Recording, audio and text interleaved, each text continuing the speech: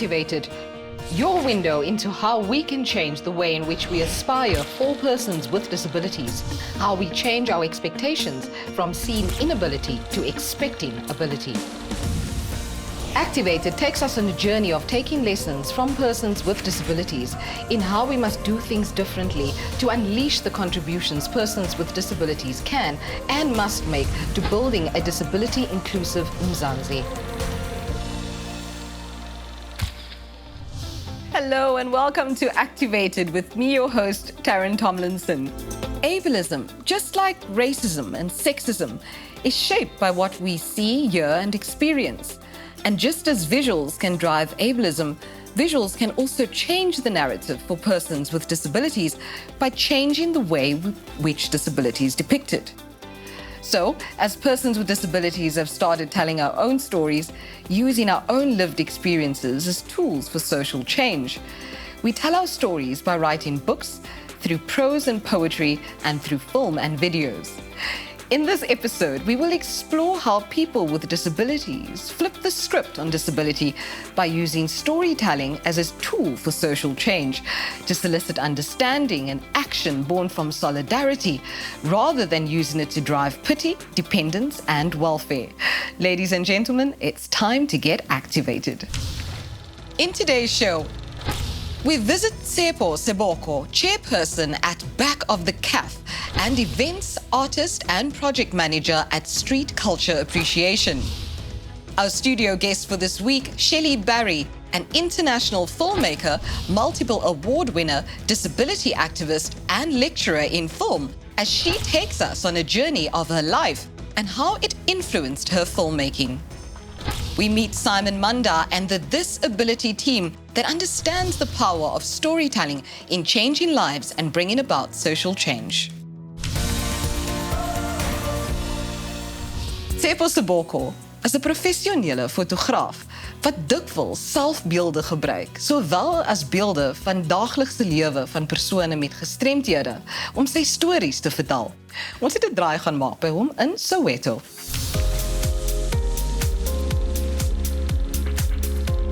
SEBOKO is a visual artist and disability activist.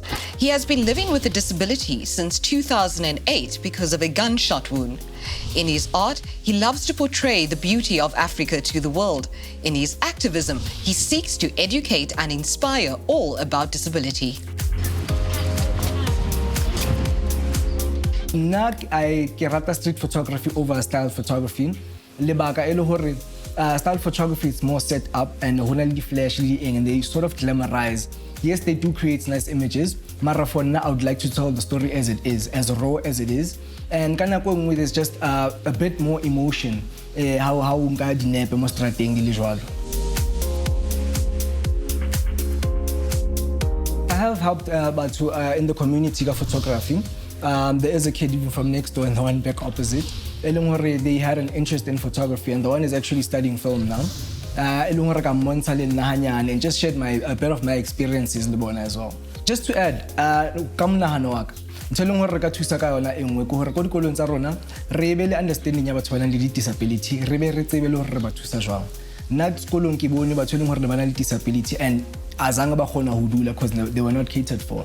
So in the long run, is that we need to also assist infrastructure in general. Not just because we have disability in one place, wheelchair friendly, but in general, all spaces should be wheelchair friendly and disability friendly. The reason is I've gone to a lot of places. I'm a very social person, and 9 out of 10 times, steps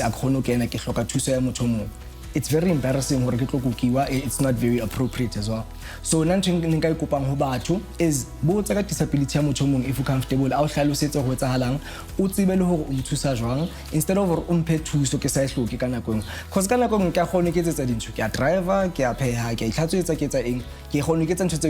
but in some instances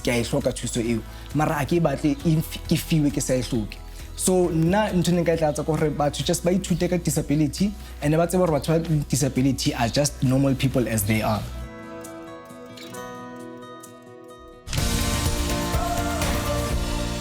Street culture is raw, unashamed and unapologetic, which is why Tsepo's photographic work is so fitting. Coming up after the break, we'll be joined by SHELLEY Barry, a South African filmmaker and disability rights activist. Don't go anywhere.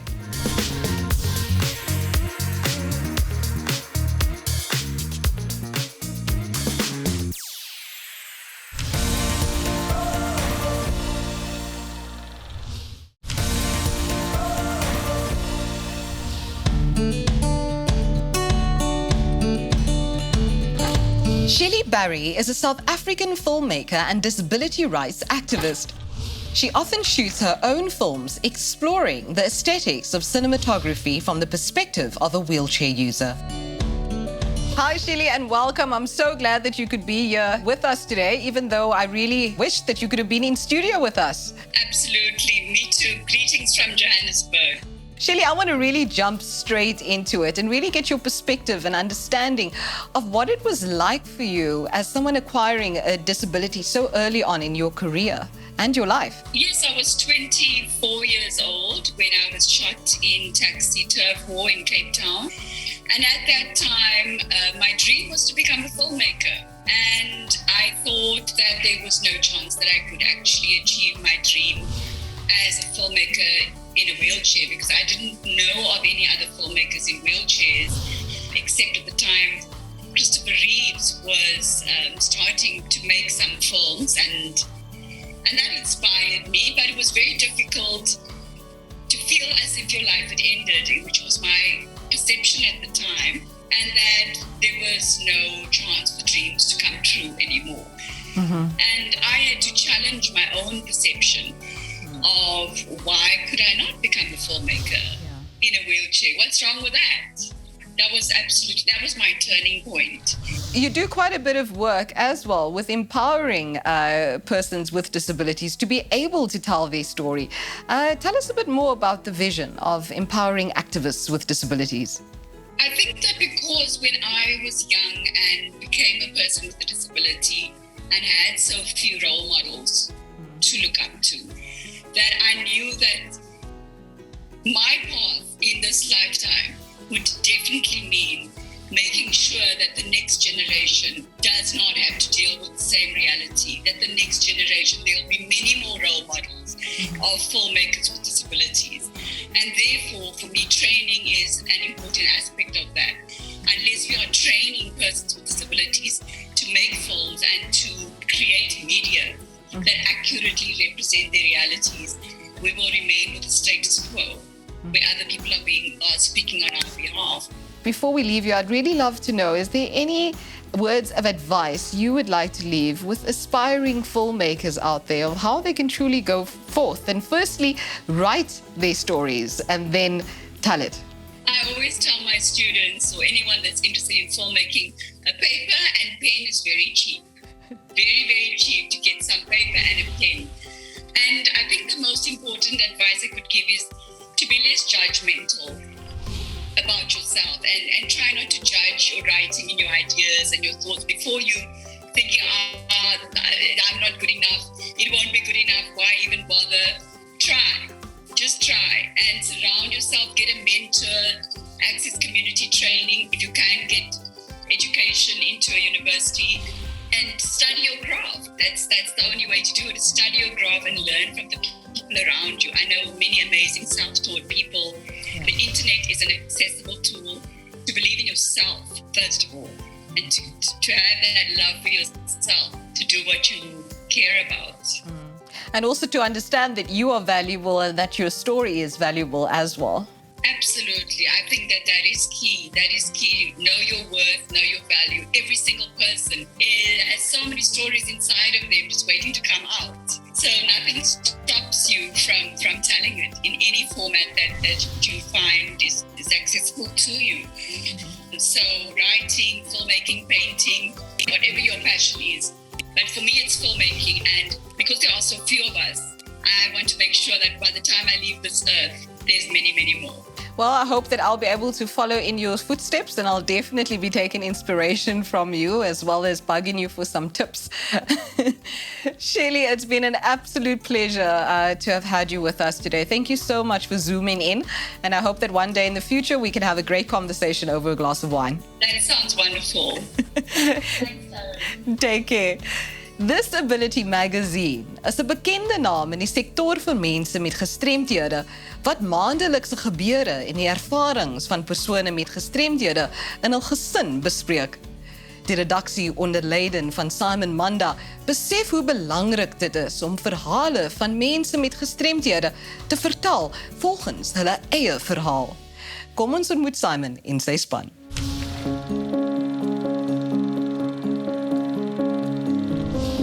Zita rangu ndinonzi Simon MANDA, ndakazvarwa kuZimbabwe asi ndaona nguva ndichigara muSouth Africa. Ndakasvika muno muna 2000 and muna 2010 ndaita ma-events, ndaita brand management, ndaishanda neLady Smith Black Mambazo. Then ndakasangana nevarume vairi vakaremara vanoshandisa ma-wheelchairs, Vusi Ndimeni naMusazulu. Vaita ma-projects disability, and kuma-projects avo vaikurudzira nekushandisa ruzivo rwavo kuti vataure nezvedisability. Nema-events avaita, vaita ma-expos, vaita ma-programs akafanana nekuempower youth, kupa ma-bursary. Ndakaona iri initiative ine musoro asi yaingoitwa ku-KZN, around KZN area, and kuti tisvike pachinhano chekuti nyika yese izvizive and kunze kwenyika yeSouth Africa, takaona zvakakodzera kuti titange pepanhau rinonzi disability. Dumelang, lebitso la ka ke Nthabiseng Tlaka Noqondo, ke dula Mamelodi, ke na le ngwaga Ep26.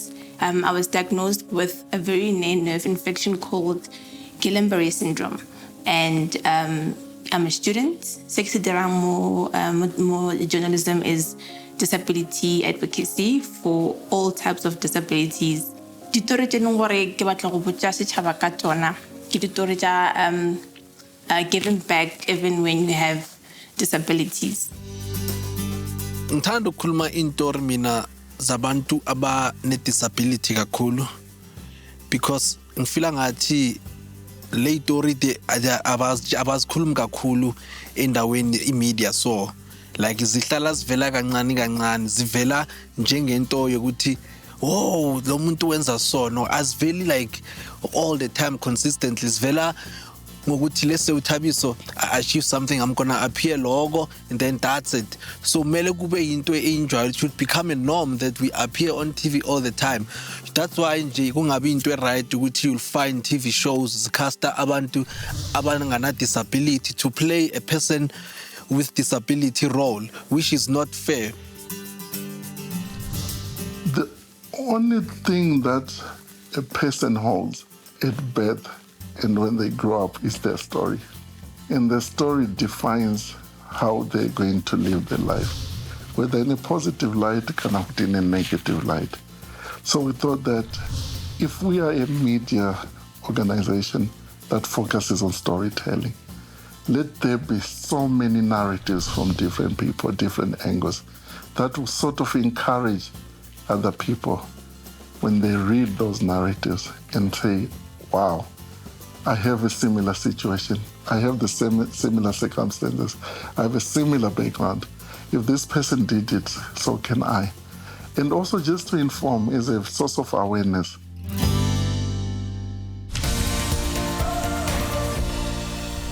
Simon en sy span gaan voort om die grense te verskuif in terme van media verteenwoordiging vir persone met gestremdhede. Gaan besoek gerus hul webwerf vir die jongste nuus by disability.co.za. Na 'n kort onderbreking gaan maak ons 'n draai by die Two Spinning Wheel span. Hulle gaan ons wys hoe om 'n selfoon meer effektief te gebruik.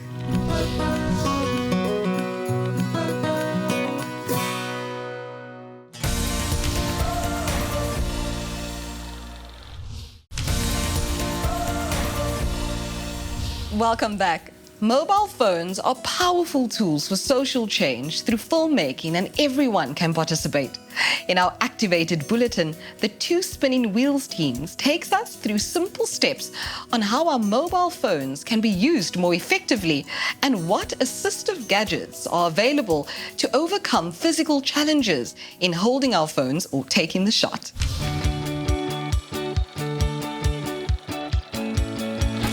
Two Spinning Wheels Productions is a production company that aims to explore new languages in cinema and marginalized voices having access to the craft of filmmaking. It is a company dedicated to making the stories visible that the mainstream renders invisible. The company achieves this by training people in video who will most likely not see their stories on screen. People with disabilities, the LGBTQI sector, abused women living in shelters, and those living in poverty, children and elders. Mobile phones can be quite user-friendly for persons living with disabilities, as they are lightweight and easy to carry. There are also various gadgets and assistive devices that can be used to make filmmaking accessible. The mobile filmmaking course runs in both online and contact environments. Email twospinningwheels@gmail.com. The advancement of technology has made it simple to be able to tell a story. But understanding how to use the resources you have, and with some planning, you too could tell yours. Coming up, we head to Johannesburg, where we meet some of my colleagues at the Human Project, who are creating careers for people with disabilities within the media industry.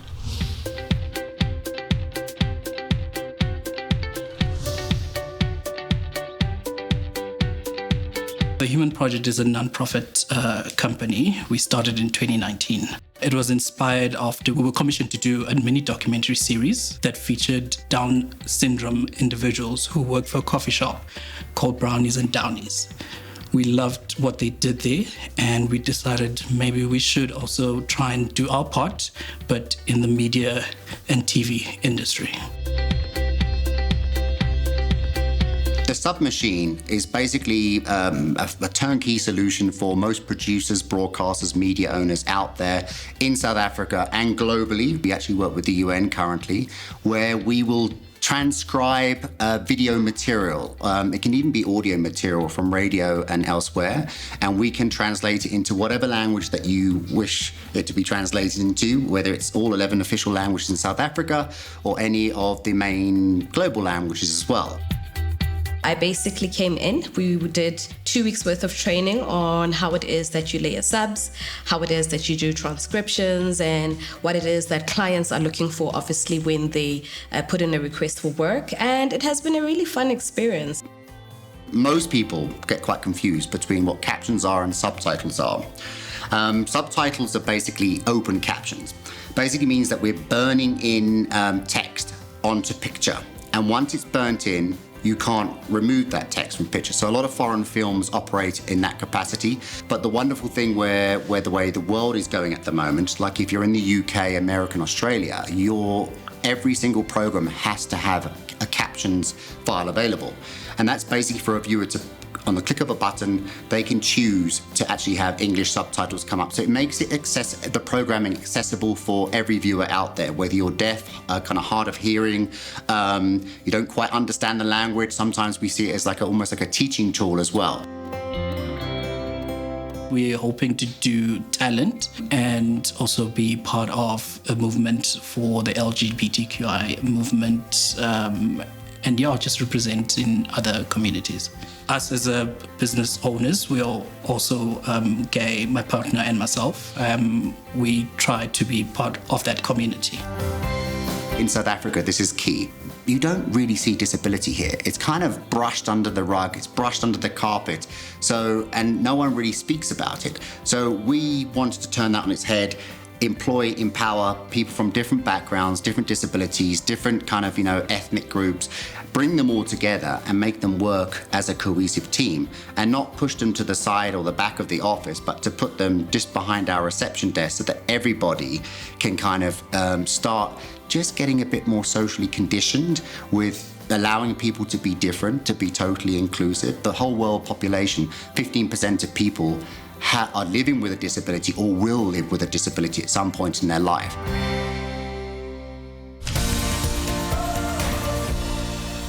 Die span van THP doen fenomenale werk en dit is hulle missie om seker te maak dat mense met gestremdhede deurentyd meer geleenthede in die mediabedryf gegee word. Dit bring ons aan die einde van hierdie week se episode, maar voordat ons groet, luister ons na die inspirerende stem van Babsy Mhlangeni. Babsy is 'n jazz-veteraan en het oor die jaar meer as 10 miljoen eksemplare van sy albums verkoop. Maar meer as net 'n musikale sukses, is hy 'n positiewe rolmodel vir diegene wat niks anders as bedel as 'n uitweg vir 'n blinde kind kon sien nie. Onthou volgende week, selfde tyd, selfde plek, net hier op SABC2 You Belong.